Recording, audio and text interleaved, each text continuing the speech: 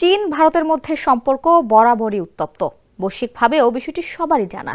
চীন ও ভারতের মধ্যে ১৯৬২ সালে একটি যুদ্ধ সংঘটিত হয়, যা ভারত চীন যুদ্ধ নামে পরিচিত। সীমানা নিয়ে বিরোধ থেকে এই যুদ্ধের সূত্রপাত। যুদ্ধে চীনের কাছে ভারত পরাজিত হয়। চীন তিব্বত দখল করার পর ভারতের বর্তমান অরুণাচল প্রদেশ ও আকসাই চীনের অন্তর্ভুক্ত এলাকা বলে দাবি করে। তবে এর বাইরে রাজনৈতিক কারণও রয়েছে। কমিউনিস্ট চীনের কাছে তিব্বত থেকে এসে ভারতে আশ্রয় নেওয়া দালাই লামা গলার কাটা। এবার সেই দালাই লামা ইস্যুতে রেশারেশি বাড়ছে চীন ভারতের মধ্যে।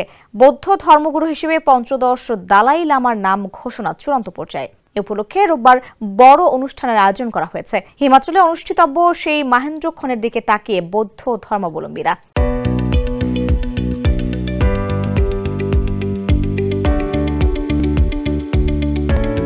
দালাই লামার উত্তরসূরি নির্বাচনের উদ্যোগ ঘিরে এখন মুখোমুখি ভারত চীন। দালাই লামাকে নিয়ে নয়াদিল্লির অবস্থান কিছুতেই মানতে নারাজ বেইজিং।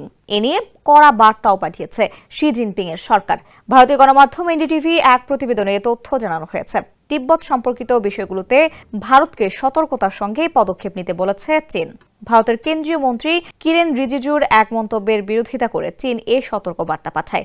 সংখ্যালঘু বিষয়ক মন্ত্রী বৃহস্পতিবার বলেছেন, কেবল দালাই লামা এবং তার প্রতিষ্ঠিত সংগঠনেরই তিব্বতী বৌদ্ধ ধর্মের আধ্যাত্মিক প্রধান হিসেবে তার উত্তরসূরিকে চিহ্নিত করার ক্ষমতা রয়েছে। চীনের দীর্ঘদিনের অবস্থানের বিরোধিতা করে তার এই মন্তব্যে তোলপাড় কূটনীতিপাড়া। চীন ভারতকে দ্বিপাক্ষিক সম্পর্কের উন্নতিতে প্রতিকূল প্রভাব এড়ানোর পরামর্শ দেয়। বলেছে, ভারত যেন কথা ও কর্মে সতর্কতা অবলম্বন করে।